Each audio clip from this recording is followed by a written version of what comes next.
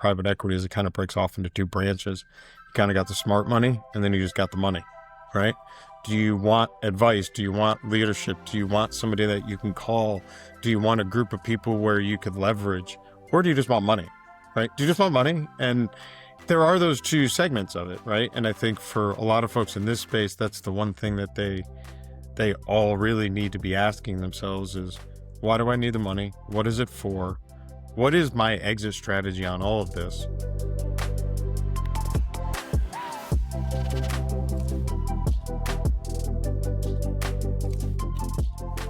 Welcome to the Channel 2.0 podcast. I am your host, Kameron Olsen. And in the Channel 2.0 podcast, we talk all things channel, everything from 2 a.m. Trust to Channel 2.0. And today we have a guest coming to us to talk about all things channel, and welcome Charles Serapilio. Chuck, welcome to the program. How you doing, Cameron? Yeah, you can feel free to call me Chuck. Makes it easier. All right, Chuck. For those that don't know you, tell us a little bit about yourself. Where did you come from? What major life inflection points happened to get you where you're at, sitting in that seat today?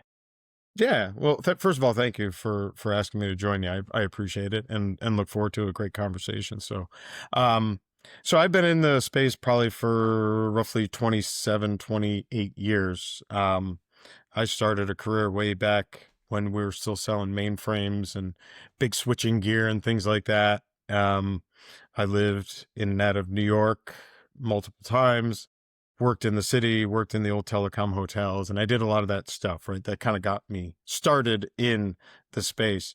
We actually moved back from New York to Rochester, New York, where my wife is from. And I just had an epiphany one day, and my wife was actually... she was pregnant with her first daughter, and I came home around noon, and she's like, "What are you doing?" I said, "Well, I quit my job. I'm going to start a company." And she's like, "Great timing for starting a company. Bought a house, pregnant, no insurance. Yeah, fantastic. Let's have fun." There's never a good time to start a company, No. That's probably also not the best either. No, it's not. But there is never a good time. So what we ended up doing was I got into mobility, right? And through a friend, I actually set up a Sprint Nextel distributorship where we actually were working with businesses in and around Rochester. And it was funny because I'd never been from that space, and not being from Rochester either, it kind of made me get to know the community. But I also was, I also got the understanding that it's a smaller community. You don't want to mess up, right? And so we would sell things, and then people would call me back and say, "Hey, this doesn't work," or "Why is my bill so high?" Especially in mobility, we're talking 2003. I'm like, "Well, why are you giving me a bill that's like 3 months old?" And they're like, "Well, we don't read the bill." I was like, "Why don't you read the bill?" And they're like, "Well, we don't have time or the expertise." So honestly, I literally asked one of my customers. They were probably the second, maybe now. They're the second largest tree cutting company in the country. And I said, "Well, why don't you just pay me? I'll read your bill." And they're like, "Yeah, here you go." And I started kind of my first company from that, right? So we went from selling mobile phones to now like managing that expense. And I owned that company for about 12 years. It was called Solution. We sold that off to another MMS company. And then I've made various transitions throughout. Once I sold the company and all the folks that I had employed with me transitioned, I then, I thought for an instant for about 12 months that I could get out of telecom. Found out you really can't get out of it. Yeah. So you end up going back in. And so I've worked for various TEM companies or MMS companies, did a lot of security stuff, whether it be security, endpoint management, logistics, mobility, network, things like that. And so I've had various positions, whether it be leadership roles from VPs to directors. I was the founder of Solution, but I really didn't make that a public thing. It was just, I was the one who started it. But yeah, so that's what led me here. And 27 years later, 28 years or so, here I am. You're still in telecom. Yeah. Still in telecom. I always tell people that, like, if you want to start in telecom, just be prepared. It's a lifelong career. It's not, you'll be here. You rarely see people leave, right? And it's kind of interesting space. So yeah. Well, let's talk a little bit about. I mean, you built a company and you sold it for a couple things. First is like for those that have never built a company before, are interested in the entrepreneurial track, building a business. What do you feel like were some of the main characteristics or things you learned that like you would impart as wisdom for those that are like, hey, I want to be an entrepreneur? Um, that's a great question. I mean, the I think for me, some of the biggest things were managing people, right? So, and in that capacity, right? So it wasn't like sales leadership, it was now operations, customer service, software, revenue. And the other part was also working with financial institutions, right, to raise money for the company and managing all those aspects. And I think, it's an interesting question because um I would I kind of feel like most entrepreneurs just at one point or another they have an inflection point and they just jump in, right? It's not like this slow methodical, well, we're going to enter in easily. It's more like this jump all in and then everything is thrown at them, right? And now it's, the what's the saying, right? Drinking by the fire hose. And I think you know, everybody always says if I can go back and tell my old self something, I think the biggest thing is that there is risks in all of it, but you have to outweigh the risks with why you're trying to accomplish this goal and understand risks just like anything come and go is how you manage them.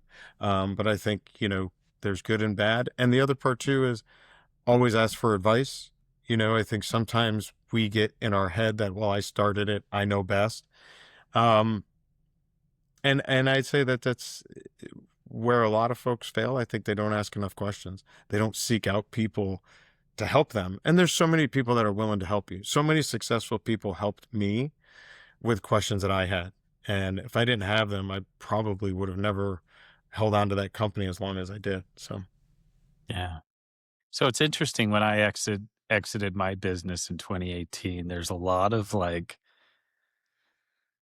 I don't want to say mental gymnastics, but there's also a sense of like, hey, I put so much time and energy into building this thing. It almost becomes like a living, breathing organism, a little bit of your child, your baby, whatever. And then you make the decision to sell it off.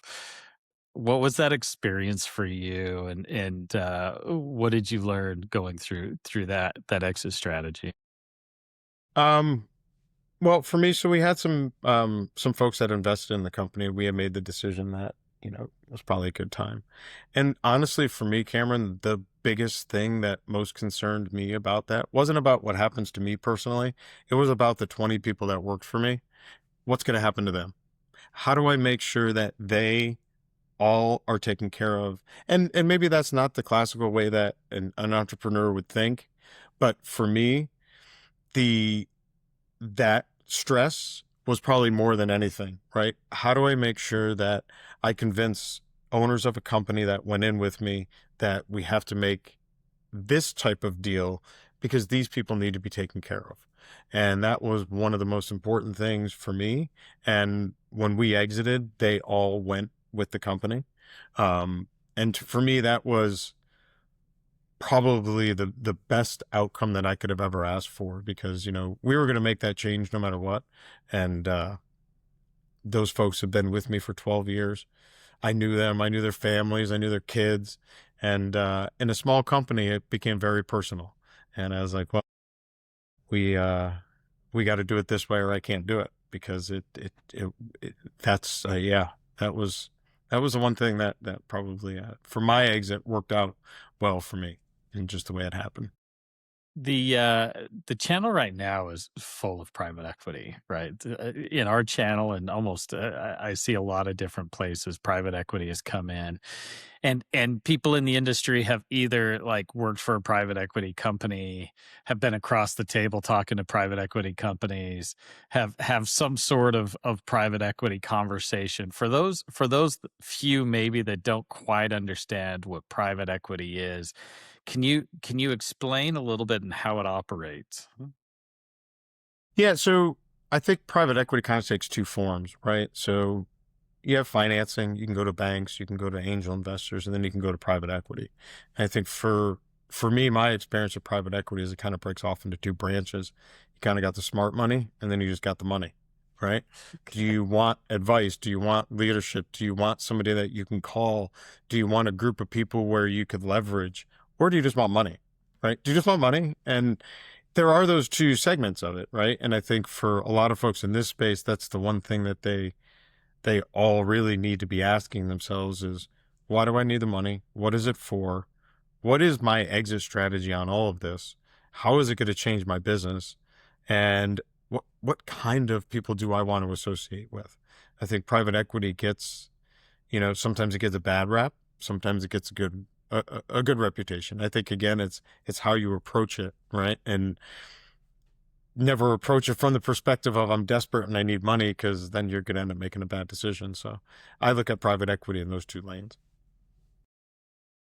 For a long time, I would ask partners like, what is your exit strategy? What is the long-term game plan? What does retirement look like for you? And I remember several conversations where people would be like, well, I'm just going to drive as much revenue as I can and get it going, and then I'm just going to back off, and it's just, going to slowly attrit over time, but not kind of we won't see a whole lot of that in 7 to 10 years. And then as soon as private equity came in, it was like boom, they were sold and they were out and they were gone. Yeah. And it feels like a lot of the private equity money in this space has really changed the dynamic of the channel and how the channel works and stuff. What does private equity in your mind do well, and what could we really learn from those organizations? I mean, I think private equity serves a purpose, right? For organizations looking to grow, looking to expand through an acquisition, whatever it is. I think private equity plays a role. And again, if you're thinking in terms of that private equity that I'm going to be able to lean on, learn something, and maybe take it to my next business, or you know, um, how I could leverage also the other folks within that private equity group. So again, it's all how you're approaching it. In my opinion, how are you approaching it? What is the need for the private equity? In this space, I think private equity has allowed some of the consultants, advisors, folks like that an exit, right? So to your point, a lot of folks think, well, I'm going to run this agency or advisory group, and I'm just going to keep running it. And then one day it's going to be great and I'll walk off in the sunset. But that exit is, it's a little bit more difficult. And so I think private equity serves a purpose, because now you do have a lane where if you can leverage that and either build a bigger group or maybe work with one of the other folks, or maybe they have a roll up of other folks, it's all in an opportunity to say, what is that exit strategy? What is your overall goal, and how do you want to approach it? And where does private equity fit into that? Again, I think it does provide some good resource, especially financially. Um, allows you to expand. Maybe it allows you to do things that you didn't think of before, right? So if you want to invest in technology or things like that, it does give you that opportunity. And it usually gives you some level of expertise, knowledge, somebody to fall back on, ask questions of, and to be able to say, hey, we have this problem. Can you help me? So, again, I think private equity serves a good purpose. And for this space, I think it's done well for some of these folks that own some consultancies that said, I do want a strategy for exit. Maybe if I leverage a private equity firm, we can grow it a little bit bigger, which gives me a bigger exit.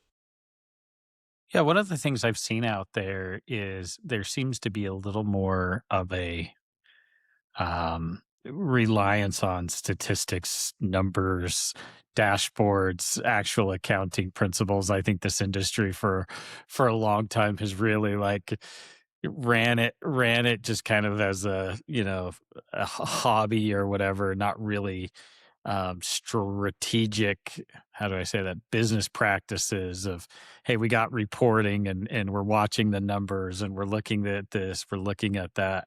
So I've found it interesting that now as we go into what I call channel 2.0, it's a much more calculated, strategic tightly ran channel where people are like, I hear the TAs talk about making sure that they have a good understanding of their books and have a real good understanding of, where their contracts are and revenue types and things like that. When you sit down and you talk to a private equity group, what is it that they're looking at? What's important to them? How are they looking at an organization from that side of the table? Yeah, well, you better know your numbers. That's the one thing, right? Because if you don't, then you end up giving away more equity than you probably should. And so I think that they ask questions in a manner that I almost think like a lot of PE firms know how to ask the questions to basically tell whether or not you really know your numbers, right? They can ask in a way that it's an immediate, okay, we know where we're going with this one. We can probably pull more out of it, right? Because you may have really great revenue, but you can't answer some of those questions about what's your ramp look like, what's your roadmap look like, differentiators, how are you going to grow it, right? And some of those questions that come up, explain why you had, X amount of growth 2 years ago, and maybe it's a little flat, but now it's growing again. When they hear your responses, I think for them, that's all an indication of, and they're sitting back going, okay, how am I going to formulate this deal? How is this going to work? Do I get 2%, 10%, 50%? What equity stake am I going to take? And how do I use the answers to those questions to justify why I'm going to say what I want? And I think I think I agree with you, right? That the industry kind of ran a little bit Wild West, right? And I think we're becoming a little bit more mature. Maybe it's just I'm getting older. We're becoming a little bit more mature. Maybe it's just we're getting more mature, a little more gray Yeah. in our hair and our beards. Yeah, and maybe we're looking at it going, well, we probably can't just wing it anymore. We got to actually know this stuff. And it does make a difference, and that's one of the things that I learned. Like I surrounded myself with people that knew numbers really well, and they helped me understand the numbers. But I also knew when I was talking with folks that invested in my company, I also knew I better have these people with me, because there are things that I just don't know, and I don't know how to quite answer it. And so we would work together, and it was almost like having you ever have a really good sales engineer that can answer your questions before you even got to the answer, right? They knew exactly, but they also knew where you might stumble, so they know right where to pick it up, right? I've had a couple fantastic sales engineers that were great with me. And I've always had good people from a financial perspective when we go into those discussions with, a lending institution or PE at the time, was to be able to help answer those questions. Because again, I think what we don't know, we don't know. And ego can sometimes get the best of us, where we think, oh, I'm going to be the smartest one in the room. I can say the PE folks that I've talked to are extremely intelligent. Like most of those folks know exactly what they're asking. They know exactly why they're asking it. And they're going to use that to their advantage on the next set of questions. And then when it comes around to saying, all right, well, how much equity are you willing to give up? Well, we don't want to give up this piece. Well, hang on, let's go back to the numbers you told me. Well, why would you only say that piece? Because then you're valuing your company here. And now all of a sudden you're like, you ever watch Shark Tank where it's like, why'd you value your company at $10 million and you only sold 100 grand?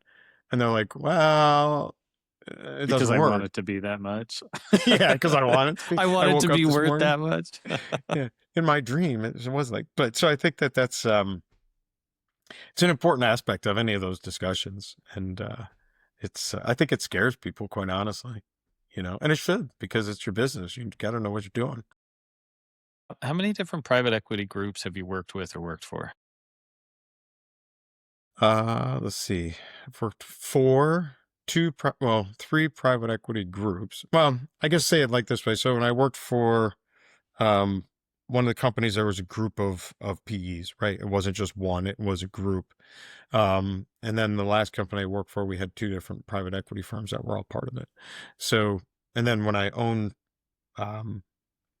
my company, I had three folks involved. And then when I worked for one of the bigger institutions I worked for, they were actually publicly traded. So that was also a interesting endeavor of working for a publicly traded company and what they So you've care seen about. both sides of that. You've seen the private side and you've seen the publicly owned side of that. Yeah, that was interesting. Cool, like how do things change? So you're a business owner, you run this company, you decide to take on professional money. What does day one look like? How do things shift for you, and how should your mindset shift as you go forward? Well, it really depends on the deal that you structured, right? Are you bringing in leadership, or are they bringing in leadership? How much did you give up? Did you give up more than 51%? Um, and again, I think it's also asking the questions like, when you work with these folks, what are they going to be looking for? Because they come in with an exit, right? Their whole strategy is, we don't want to own you forever. We want to own you for a period of time, and then we're going to exit. So understanding how they speak and how they talk and how they communicate is really important, because for your day one, they start asking those questions, right? Whether it be, revenue, ramp, timelines, customers, they're already asking those questions. And so you really have to understand and be, I mean, it's kind of like being married to somebody for a short-term period, right? You agree to get together and share every day, everything with this group of people that you never knew before. So you better learn how to talk to them, because if you don't, again, going back to how you structured that deal, what's in there that they could say, you know what, maybe Cameron isn't the right leadership here. We got to make some changes because we bought this asset and we're invested, but we don't feel confident. And so you got to, and I also think there's a lot of times too where, it's, you got to know what you're good at, it doesn't matter just because you took on PE money. I mean, I, I, I tell people this, and when I started looking at raising money, I actually went to a meeting in Rochester with basically a group of very wealthy individuals, and I presented my business to them. And they said, "What are you going to use the money for?" I said, "Well, the first thing you're going to do is you're going to hire somebody to run this place." And they were like, they all looked around at each other and they're like, what did this guy just say? And I kind of went through my thing, and then we got done and I walked out, and one of the guys that was there came up and, came over to me, introduced himself, and he's like, "I just got to tell you something. Like, look, your honesty, fantastic. Great. Love it. But not the place." He's like, "These people all would never say that. Even though they may know it, they would never say it." He's like, "You scared half those people in that room by saying that. They didn't know what to ask you next, because you had come out of the box like, no, you need to hire somebody." And they were like, "But I own my own company and I built it up." And, I think it's kind of knowing what you're good at and where you fit in that mold. Again, when you're taking that investment, position yourself as, where do you want to be then? How can you contribute to that exit? Because you did this for a reason, whether it be exit strategy, growth strategy, acquisition, you did this for a reason. So where are you going to be most effective at contributing? Don't try to put yourself in this box because you started it, you own it, you do this, you do. No, that's why you just brought in a PE firm, right? I mean, they're supposed to be helping you. So what can you do to contribute to get to that goal? Because if that's what you want, take everything else, move it over here, bring in other people that can do those things, and just go forward. And then be able to communicate with that PE firm on day one. Here's my value. Here's what I'm doing. And now you can manage what you're doing going forward, related specifically to what you told them you were going to do. You know what I mean? Like, Yeah. it It yeah. feels like it feels like when I talk to people about going in and interviewing for a job, I tell them to try to reframe their thinking from, hey, they're not interviewing you, you're interviewing them, right? You're trying to see if that's a place where you want to work. And, if you're happy where you're at and all that stuff, it makes it easier to do it from that angle. But as you go and interview like private equity groups and money to decide who you want to sell to or who you want to team up with, what are the sort of the things you should be thinking about through that decision? Um, yeah, the biggest things, Cameron, is you want to look at their history, like what's in their portfolio, how many transactions did they do, um, talk to some of those portfolio companies, ask them questions, like, how did this work out? Like on your day one, what was it like? On your day, on your second year, what did it look like? And again, you literally are getting married because you're giving them something that you created.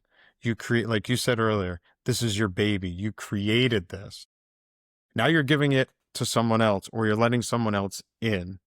And so make sure who you're doing that with, and interview other folks, interview other folks in that equity group, interview companies that have exited through that equity group, ask them how it went. What was your experience? What did they look for? When things got rocky, what happened? Because everything goes rocky. I mean, nothing's perfect. So nobody can be Tesla 100% of the time, right? Where you just go from zero to whatever it is, right? And you start building rockets to the moon, you know, so Literally on a rocket ship ride. Literally, right? Now building data centers in space because I don't know, I guess that's what you do when you got $1 trillion. But I think that's the most important thing is, like you said, you're interviewing them. So make sure that they come with references, ask them questions, because the last thing you want to do is find out you made the wrong decision. It's too late to get out. Yeah. So I'm thinking things like culturally, are you aligned? Right. You said if, when things get hard, how do they behave? What is the culture of how the organization works? And I guess some of it is also operation and control. Like you got to make a decision. Hey, are you bringing in somebody to help you expand on what you're doing, or are you giving up a majority or a minority shareholder? Shares. I think that's a big question. Am I missing anything else in there that you should really think about? Um, I think whatever that exit strategy is, how are you Okay, the compensated for end. the Yeah, exit? you're always going in with the end of mind. Like, how are we Right. exiting? What does that look like? How many years? Where's the goals? Those types of things. And I guess what do we each need to do to get there? What is the journey that we're both going to be on, and how do we get to that spot? Right. Yeah. Well, yeah, because I mean, there were usually about 5 to 7 years private equity stays in with you. And then around that 3 year mark, they start the itch and they start the twitch and they're like, all right, what are we going to do with this company? And then I mean, literally you're starting that process 2 to 3 years before it happens in most cases. So, again, you got to be prepared with, and make sure you're aligned with what they want, what you want. How do they typically value a company? Like when they come in and they look at your organization or you're looking to sell, maybe talk about both sides of that. How do you decide what a company is worth? Well, I'd say 90% of it depends on your EBITDA numbers, profit margins, things like that. I mean, in a consultancy, you could be two people in a consultancy, right? And be turning 1 million plus in revenue, and it's all profit because it's probably just two folks, and maybe they're not even on payroll. They're just taking a dividend. So to a PE company, right, you see some of these transactions happening now with some of the larger TSDs buying up some of these agencies, right? And those agencies, it's pure profit. There's not much expense there. Not a It's lot. only what you're taking as an owner. Versus other companies that may have software investment, employees, and now that starts to just, bring down that margin that you're making. And so everything comes down to margin, right? How much are you making? And we've seen some swings in our space anywhere from, you could find a company that owns software and maybe they're going to be a multiple of 8. We've seen consultancies higher than 8 in multiples, right? We've seen other folks that, and from my space, whether it be in the TEM or MMS space, where, you don't really have much software, but you got a lot of people because you're running help desks and all this other stuff. It drives your profitability down, which drives your value down. So maybe you're only worth 3 times your number now. So I think it really depends on what type of company that you set up. But again, that's where you need to know that information before you start that discussion, right? Where are you in your space? Who have you talked to that has a similar organization, has done similar things? What have they done, right? What was most important when they went and spoke to somebody about the value of the company? Because again, we all think we're more valuable than we are in some respects, right? We all do. Yeah. We have to. Well, and you also like the thing that I saw as I exited or have looked at businesses, it's like the owners typically see the sweat equity, the sacrifice that they made, the time they spent away from their family. I mean, they had a number in their head of how much it's worth because they, saw some news article somewhere about the multiples. And then the real numbers come in and it was almost like, they're insulted by how much. But like the real rubber meets the road is like what revenue and what value are you generating in that moment. The history of how hard you worked and what you had to put in to get there typically doesn't matter, and for me it seems like that's where business owners really struggle. Oh yeah, because it's personal.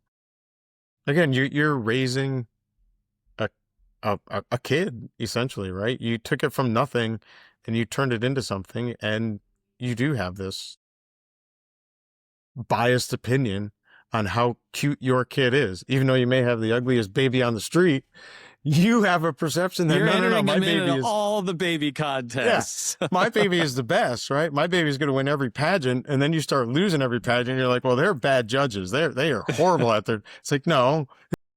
Again, that's why I think surround yourself with people that will just be brutally honest with you. I mean, they'll tell you like, no, this is crap, or this is great. And, I've had other ideas that I've worked on with folks, and I have a group of people that I'll send information to, and they'll give me an honest opinion. Like, hey, I would think about that, or it's not really good, or expand your thought. Maybe think of it this way. And so again, we are always going to think our business is worth more than what the market's going to pay for it. So you can have that attitude, but just understand where your floor is too, right? Because it's very rare that you get what you're asking for. So what is your floor, and what are you willing to give up to get there, right? Because that's the ultimate thing. If you want to do that transaction, you're going to have to give up something. It's the way it works. Let's pivot now to like what I see a lot of channel managers get jobs with these private equity backed organizations, and where the channel used to be with kind of that unsophisticated business practices. You kind of got to spend whatever you want in MDF funds and you just go do your thing. And there's really no accountability. It's just, hey, bring in numbers and stuff. With a private equity backing and an organization that you're working for that has private equity, how should channel managers think going into organizations that are ran that way? Going back to what I said before, you better know how to talk that talk and walk that walk with them, because they know exactly what they're looking for, right? So again, you to your point, you may now have to do expense reports. You're going to have to account for these things because you have somebody else invested now in the company, and there's real revenue implications. There's a goal, there's an event. And so they're looking at everything in terms of, we are all marching toward this goal. And if you're not in line, so you're out doing what you want to do over here, it's not going to align with them. And so you do find sometimes there's that friction in between, but that's because you didn't ask enough questions and didn't understand what's going to be important to them. So do I think that there's huge changes? There shouldn't be. If you've done the due diligence, if you vetted them out, you ask the questions, you talk to other folks, you understand who they are, you really shouldn't have that much of a change because you knew what you were getting into. And if you didn't, well, it's kind of your own fault because all that data is there. You just have to ask for it. It's not like they hide it. A lot of good PE companies will say, yeah, call other folks that we've worked with. Yeah. And especially it's that type of partnership. Or, I mean, if they hid that or didn't want to tell you, I'd question, why would I want to work with you? Like, you can't tell me who some of your previous companies were that exited that I could call and ask how it was and what did you guys do and how did it, like, that'd be weird, right? So again, I think it's all the precursor to before you even get to that point. Like, not much should change because you're all going in the same direction. Well, some things could change for channel managers if they work for a small business that's privately owned and then they go work for a large organization that's backed by private equity. My guess is that there's a whole lot more reporting and metrics involved. Am I correct in that understanding? Yeah, there's a whole lot more. Everybody loves a spreadsheet. They And the they more detailed the typically spreadsheet. Yeah, they typically will look at your numbers based on spreadsheet, whatever metrics they can run by, not necessarily gut feel anymore. The channel can't be ran by gut feel anymore. It feels like it's backed more by like actual numbers and data. Do you find as you work with those organizations, you're putting together more reports to look at the company from different angles? 100%. And think about it this way, right? 10 years ago, they may have only done, say, 20 transactions, right? In this space. And I'm just using a random number, but now they're doing 100 transactions. So they've got more data now. So when you used to be able to maybe convince your PE partner that, no, this is how the industry works and this is what we do.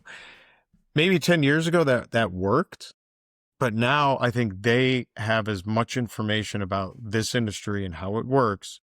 And so they know what they're asking for, right? So when they want their fancy reports, they know what they're asking for. They know what they want to see. And a lot of that is they've probably been burned, or maybe they had some bad exits that didn't work out and they learned a lot. And so again, it's all asking those questions. Who have you been aligned with before in our space?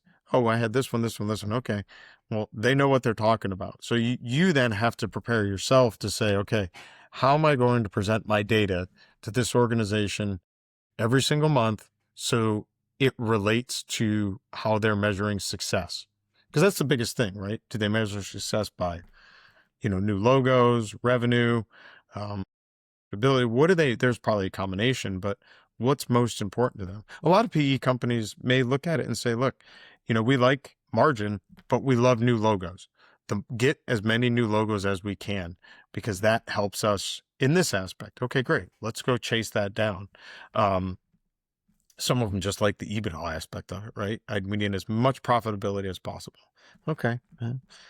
We can look at it that way too, but then you forego some opportunities because you may not be making the margin that you want. And so again, it's helping them understand and you understanding what's important to them.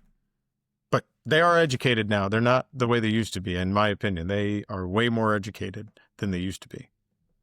When I've seen a little bit of a trend where organizations will come in and they'll buy a company and they'll dump a bunch of money into it. They'll hire a bunch of people. They'll, kind of fix the customer experience and get onboarding and all of that stuff. And they make everything super amazing for a couple of years, usually with their portfolio company or whatever.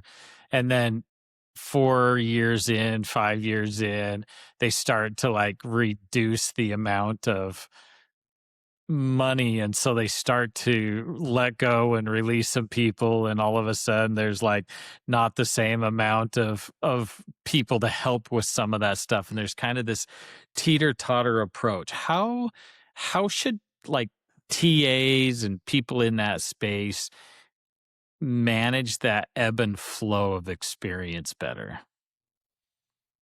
Or is there an easy answer or a good way to do that? Or is that just what it is? Usually it means that there's an activity or an event coming up, right? So if they start paring back, so again, they put a lot of investment in to get it to a certain point, and they'll run it for a period of time. And then they start to pull it back because it's almost on automatic or cruise control. And then it's, okay, now we got to set it up for our event. And so how do we get the most out of our event? We got to start pulling stuff back because we got to increase that profitability number, right? The EBITDA number. And so, again, that's an indicator that something's going to happen. Usually, right? Something's going to take place. There's an event coming. We don't know where, we don't know how, but something's coming. So if I was working there, I would start asking the questions. If I wasn't in that room and understanding it, I'd be asking those questions like, okay, I saw this, we did all of these things, and now I see this pullback. What's happening? What's happening? Now, whether or not you get the real answer is a different question. But it should be an indicator to anybody that there is an event happening. It just depends on when. And again, it goes back to what was the structure of that deal on setup, right? What were the triggers that said, okay, here's our trigger. We hit this number that starts the 12-month clock of event, right? So what was it? And then just be aware of it. But to put your head in the sand and think nothing's changing is kind of crazy, because all you got to do is look at it, feel like, did all this and now you're pulling everything back, and what happens? So. Yeah, it's interesting because I get I get questions all the time from channel managers or potential channel managers looking for a role, and they're like, "Where should I go?" And I'm like, "Look, you go into network connectivity and internet, you got a little bit more of a stable ground, but then there's not a whole lot more upward mobility." Right. There's not a lot of opportunity. People stay in places for a long time. They're a little more settled in. Or you go into some of the newer bleeding edge type roles. We have a lot of conversational AI companies coming in, but then there's a lot of mergers and acquisitions in that space. So there's less stability. You're going to go through that ramp. Do you have recommendations for any of the channel managers going into those places where there's less stability and they know that there's going to be mergers and acquisitions? Is that a place that you can do things differently to set yourself up for success? Yeah, I mean, I think they're kind of fun. I'll be honest with you. The last couple turns that I did, they needed some turnaround, right? They needed to pivot and grow. And it was fun because you're just going at it, right? And that's enjoyable, right? On the downturn, when they start pulling things back, but they're still asking you to keep selling everything, and you're going, well, wait, the product went from a Mercedes, we're now driving, I don't know, what's the jalopy. Yeah, you're driving a you're driving 1980 the Yugo. Yeah, so it's like, wait a second here, something changed. But I think it's also a personality. Like I've been asked, I kind of enjoy that a little bit, to be honest with you. I like the challenge. I like the you like the drive. You like the growth. You like the well, it's risk, right? So I don't gamble in casinos. But people will say, well, you gamble in other ways. You go work for these smaller companies. You try to do, and it's true, right? It's sort of a gamble on myself. That's about yeah, it. And well, I kind of trust myself more than I do a casino. Plus, I'm just not going to gamble with casinos.